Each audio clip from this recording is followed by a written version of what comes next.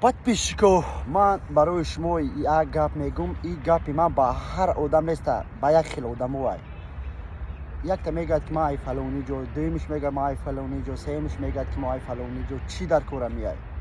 برادر و خواهر، ما همه بنده خدا هستیم. ما رو خداوند آفریده است. جان ما را هم خداوند میگیرد. این بیهوده گپ و بیهوده همدیگر غیبت و پروتسیروت کردن در کار نیست. چیزی که ای دست ما میآید بیا همدیگر یارده میکنیم تا که هستیم، تا که میتونیم.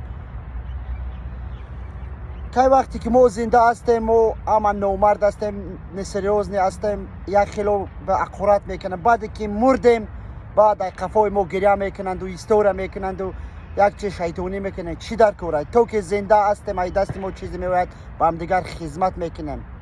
خداوند با بسیارتر مودم میتید. خدا حافظ.